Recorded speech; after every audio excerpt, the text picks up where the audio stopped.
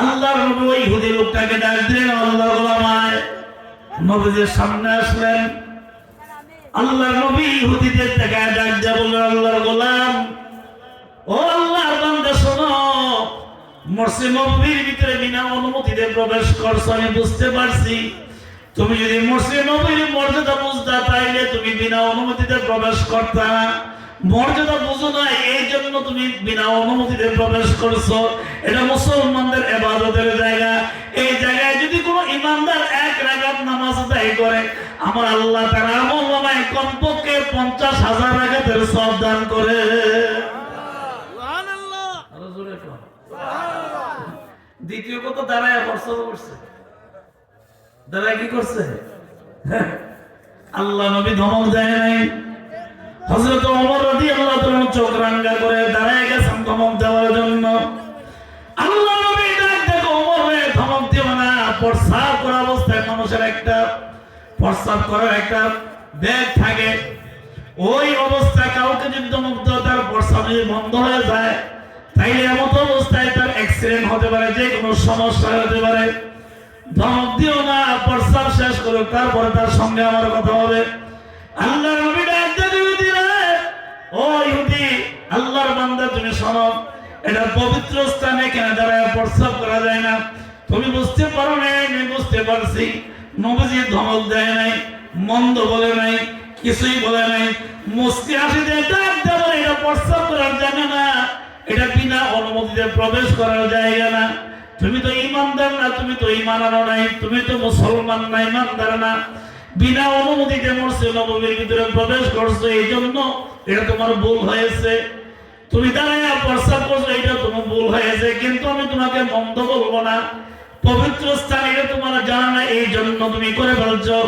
নবীজির মুস্কি হাসি দেখে ইহুদি লোকটা ডাক ডাক আল্লাহর পয়গম্বর বুঝতে পারে নাই। দূর থেকে আপনার কথা শুনছি, আপনার ব্যবহার যে খুব ভালো তা আমি শুনছি দূর থেকে। আজকে সরাসরি আপনার ব্যবহার দেখে আমি মুগ্ধ হয়ে গেলাম। ওরে পড়ায় দেন লা ইলাহা ইল্লাল্লাহু মুহাম্মাদুর রাসূলুল্লাহ সাল্লাল্লাহু আলাইহি ওয়াসাল্লাম। জোরে কোন আমিন, আমিন, আরো জোরে আমিন। আরেকটা কথা বলি শেষ, 10 মিনিট বাকি। আরেকটা কথা বলে শেষ করছি। আল্লাহ নবী 13 বছর মক্কায় দাওয়াত দিলেন। আগের 40 বছর 53 বছর উনি মক্কায় ছিলেন, মদিনায় ছিলেন 10 বছর। এই 63 বছর হায়াতের জিন্দেগি। আল্লাহ নবী 13 বছর পর্যন্ত মক্কায় দাওয়াত দিলেন। মক্কার মানুষগুলো ওনার উপর অনেক নির্যাতন করলো, জুলুম করলো, অত্যাচার করলো। সেই লম্বা ইতিহাস, অনেক বড় ইতিহাস। কিন্তু মক্কার ইতিহাসের ভিতরে ছোট্ট একটা কথা আছে, ওয়াত্তাকুল্লাহ, যে আল্লাহর ভয়ের কথা এতক্ষণ পর্যন্ত আপনারা শুনতেছেন। প্রত্যেকটা বক্তাই আল্লাহর ভয়ের কথা বলে গেছেন। এই ভয়টা কেমন ছিল? আল্লাহর নবীর হাতে হাত দিয়ে কালিমা পড়ে মুসলমান হয়েছে। নো মুসলমান, নো মুসলিম, হাতে হাত দিয়ে মুসলমান হয়ে গেছেন। মক্কার রাস্তায় দাঁড়ায় আছেন। এমন সময় একজন উপযুক্ত মহিলা রাস্তা দিয়ে হাইটা যায়। রাস্তা দিয়ে যখন হাঁটতে আরম্ভ করলেন, নজর করে তাকিয়ে দেখলেন রাস্তায় একটা যুবক ছেলে দাঁড়ায় আছে। খুব খেয়াল করুন, ওয়াত্তাকুল্লাহ, আল্লাহর ভয় করে। রাস্তায় যুবকটা দাঁড়ায় রয়েছে, মেয়েটা তার নজর তার চোখে দেখতে পাইলেন। আস্তে করে থমকে দাঁড়াইলেন, একেবারে জায়গায় দাঁড়ায় গেলেন। মেয়েটা দাঁড়ানো দেখে মক্কার যুবকটা তাকে বললেন, ও আল্লাহর বান্দি, তুমি থমকে দাঁড়ায়ও না, ভয় পাও না, থমকে দাঁড়ায়ও না, ভয় পাও না। তোমার ইজ্জতের উপরে কোনো কলঙ্ক করা হবে না, তোমার শরীরে টাচ করা হবে না, তোমার ইজ্জতের কোনো ক্ষতি করা হবে না, তোমাকে গাল মন্দ বলা হবে না, কিছুই বলা হবে না। মক্কার যুবক মনে করে হয়তো তুমি ভয় পেয়ে গেছো না, ভয় পাওয়ার কোনো কারণ নাই। সুবহানাল্লাহ, আরো জোরে সুবহানাল্লাহ। ভয় পাওয়ার কোনো কারণ নাই। মেয়েটা ওই যুবকের জবান থেকে পড়াশোনা আশ্চর্য হয়ে গেল, কে রে তুমি? মক্কার কোন যুবক তো এরকম কোনো কথা বলার কথা না। কে তুমি? কি তোমার পরিচয়? মক্কার কোন যুবক তো এইভাবে কথা বলার আমি কোনোদিন শুনি নাই। আমি উপযুক্ত একটা মেয়ে, আমার সম্মান আছে, ইজ্জত আছে, আমার তো তোমার ভয়ের কারণে আমি জায়গায় দাঁড়াই গেছি, আমার নেই কোনো ইজ্জতের ক্ষতি হয়, চরিত্রের উপরে কোনো কলঙ্ক হয়, এই ভয়ে আমি দাঁড়াই গেলাম। ছেলেটা ডাক দাও, আল্লাহর বান্দি, ও আল্লাহর বান্দি, তুমি শোনো, কোনো চিন্তা করো না, সামনের দিকে আসো, প্রয়োজন হলে তোমার গন্তব্য স্থান পর্যন্ত আমি পৌঁছায় দিব। প্রয়োজন হলে আপনি যতটুকু যাবেন ওই গন্তব্য পর্যন্ত আমি পৌঁছায় দেব, আপনি কোনো চিন্তা করবেন না। মেয়ে তো আরো আশ্চর্য হয়ে গেলেন, কি এমন ভাষা তো জীবনও শুনি নাই। সুবহানাল্লাহ। নবীর কাছে যাওয়ার, সংস্পর্শে যাওয়ার কারণে চরিত্র কেমন হয়েছে। এমন সময় মেয়েটা আরো আশ্চর্য হয়ে গেলেন, যুবকের মুখের ভাষা শুনি না। যুবকটা ডাক দেখো, না না কোনো চিন্তা করো না, প্রয়োজন হলে আমি বাড়ি পর্যন্ত আগে দিয়ে আসবো। ও মক্কার যুবতী, তুমি শোনো, তোমার কোনো চিন্তা নাই। যেই নবী ভয়ের কারণে মক্কা বিজয়ের উপরে মক্কার মানুষগুলা পালায় দৌড়ায় গিয়েছিল, যেই নবীজি মহিলার একটা গাঠি মাথার মধ্যে নিয়ে কাঁধে করে আগে দিয়ে আসছিল, আমি সেই নবীর হাতে হাত দিয়ে কালিমা পড়ে মুসলমান হয়ে গেছি।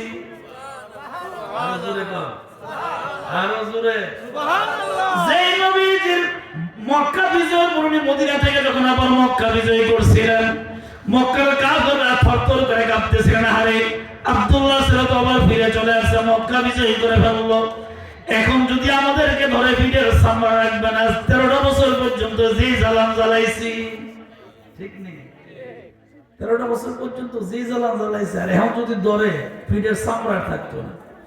ঘটনায় করে আমি সেদিকে কথা বাড়াবো না, অল্প কথা। আল্লাহর নবী কাবার চত্বরে দাঁড়ায় ডাক দিয়ে বললেন, ও মক্কার মানুষেরা, ভয় পাও না, চিন্তা করো না, আমি তোমাদের কোনো প্রতিশোধ নিব না।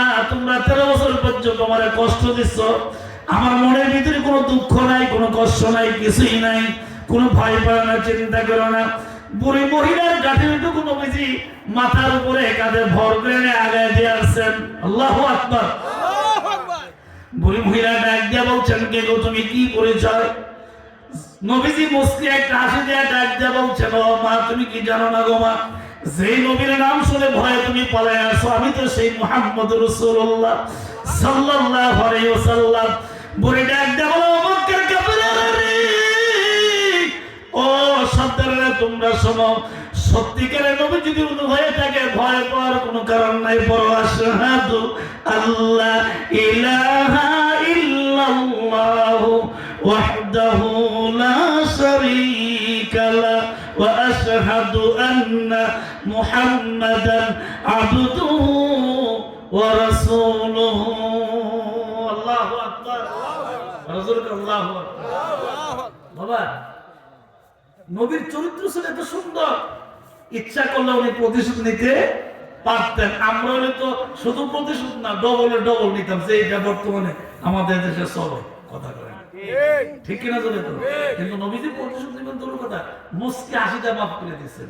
আর নবীজি যখনই কথা বলতেন, সিরাতুন নবী সাল্লাল্লাহু আলাইহি সাল্লাম নবীজি জীবনে আসছে, উনি মুস্কি হাসি দিতেন, ওনার মুখের ডাইন পাশের দুইটা দাঁত বের হইতো, আর অন্ধকার রাতে বিজলি দিলে যে এরকম আলোকিত হইতো, নবীজির দাঁত মোবারকগুলা বিজলির মতন চমকাইতো।